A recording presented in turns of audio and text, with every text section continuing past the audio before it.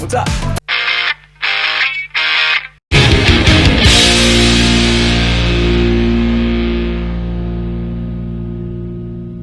Sometimes when you're an artist, people just get sick of you always being like, look at me, look at me, look at me, here's my new song, here's my new single, here's my new video. It's like, okay, we get it, but like 10 million other artists are doing the exact same thing. So do something different. I call it peripheral branding. It helps you expand your brand, get in people's faces without looking super needy. People become really familiar with you, and in the back of their minds, whether it's an agent, a radio person, or whatever, you level up.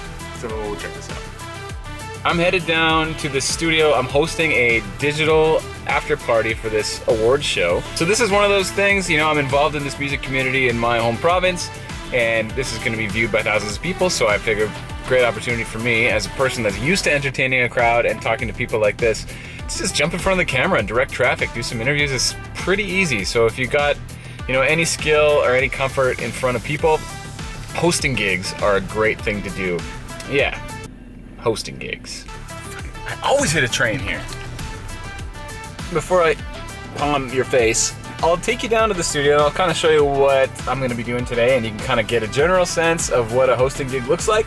And I'll tell you a little bit more about some of the other ones that I've done that are pretty cool. So here we go. Here I am. I'm at Production World Studios in Edmonton. I'm bringing people on, giving a little interview, plugging some sponsors, and, you know, throw into some bits and stuff like that. So it's gonna be a pretty cool event. It's really low pressure for me. It's kind of a hang anyway. Yeah, so this is one of the ways you can peripherally brand yourself. Just get out there, do things that you're good at, talk to people, be in the scene that you're working in, even if it's not pushing your own music in somebody's face. Kind of covertly, sneakily, you're pushing your brand down people's throats. So that's what I'm doing today. I'll show you around a little bit. So the gig is sitting in this chair, talking to a mic. It's gonna be broadcast between 3 or 4 cameras, a couple sponsors to plug. And at the end of the day,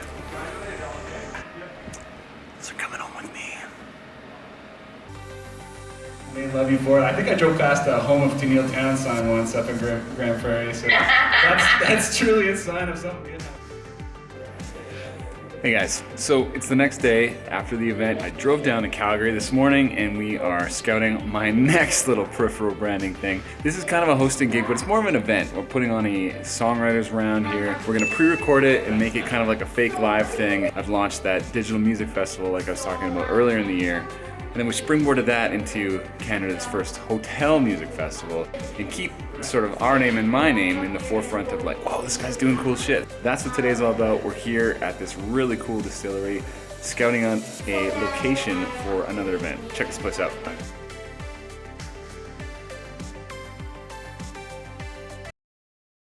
Man, that's just life. Gotta roll with it.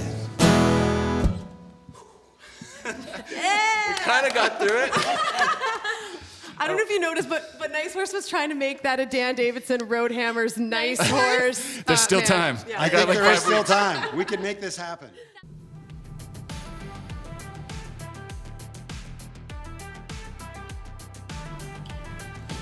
Let's grab a drink.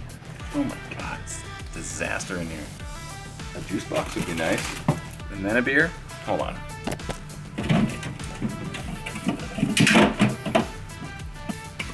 Good stuff. It's called Death Wave. That's gotta taste good. Take the juice box too. Sit you guys back up. It's my head. That's about my head. The next thing was what we were doing yesterday. So, me and a couple guys, like I mentioned before, I've sort of assembled a bit of a team. Branding guy who helps me do all of my videos. We have a marketing guy who I share an office with here. And we have sort of a business development dude who's just another friend that just happens to be super talented in the business world. Cheers, you guys. So another thing that I'm doing is, honestly, I'm doing this vlog that you're watching right now. Not only do I love doing this, and I've always loved talking to other musicians and trying to help people out and trying to share stories and learn. So this vlog is kind of a perfect little excuse for me to do that and to forward my brand. So those other two things I mentioned, those are forwarding me personally as an artist to fans that may have known me. I was kind of putting myself out there in a circle that I kind of run in, but this, a lot of you guys probably have never heard of me before watching this. So this is kind of another cool side thing that I can do. And honestly, I know fuck all about doing a vlog. I'll show you what I just did today. So we're at my studio here. All I've done is I have this big wood wall. I have this table with wheels. My little camera is sitting on this Apple box and a stool. I've got one light. My camera is a Sony RX100 Mark V or V5 or whatever the hell it's called. It's a 5. Kind of trying to show you that I don't know really anything about what I'm doing. These kinds of things, like the music festival, the hosting gigs, this vlog, very impactful. And it just helps you with content, and I don't know, it's really cool to me. But check out some of the other episodes and you can kind of see how I'm learning as I go.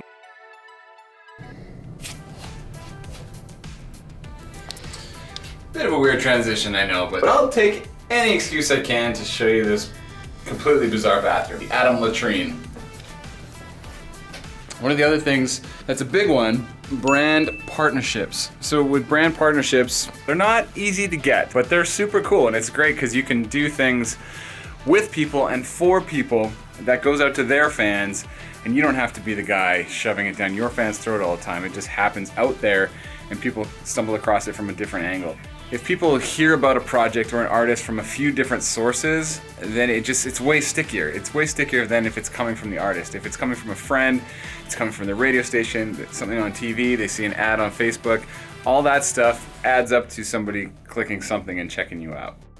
A lot of times, if I do get a gig, even just doing some Instagram things for brands, I'll go the extra mile, produce something that's way above what they asked for. So check out, I'll put a link below to a website that's got some videos of these branding projects that we've done. Check that out, but there's more. I seriously leave my beer, oh there. Just thought it was in the Adam latrine. Other thing I did, I remember going on a tour one time and I didn't have any money and I needed some help. It was an opening slot, like there was no money, there was no rider, nothing like that. So I started cold calling people kind of out of the blue and just saying like, hey, I'm an artist, here's my socials, here's what I can do, here's what my post reach is, here's what I'm prepared to do if you guys can contribute X amount of dollars, or X amount of product, or gift certificates, or whatever. I think I summed it up in the last point about angles. Like, the more ways you can come at somebody without looking like you're trying too hard, it's way stickier and it's way cooler, so that's what you want to do. So, if I'm being honest with you, there's 1,000,001 ways to do this, and actually out there, I'd love to hear what you guys have done. And I don't have all the answers on this topic, I'm just kind of telling you some of the things that I know have worked for me. Yeah, I guess the last thing that I do is I try and work with as many artists as I can, so, you know, maybe featuring on another artist's song, or appearing in their video, or something like that is a really great way to do it. That's actually what I'm working on tomorrow, is I'm working with a pretty big Canadian band here in country music, and I wrote and produced their next single, and I'm getting them to feature on my song coming up. So it'll go out through my channels, but a lot of their fans will pick it up. So it's just like, once again, it's just another route to come at somebody. And this time it's targeting not only fans of a scene that I'm in, but also fans that I may not have been able to get to yet. Hopefully the video's out by the time the vlog's out. If it is, I'll link it below, and you can check that out too. Anyway guys, that's it for today. Kind of fun to bring you around a little bit today. If you got any hot tips on peripheral branding, I would love to hear what works for you. Hit me up in the comments below, and we will see you next time. Make sure to subscribe! Hey guys, it's Dan Davidson here. Check out some more videos here, and don't forget to subscribe.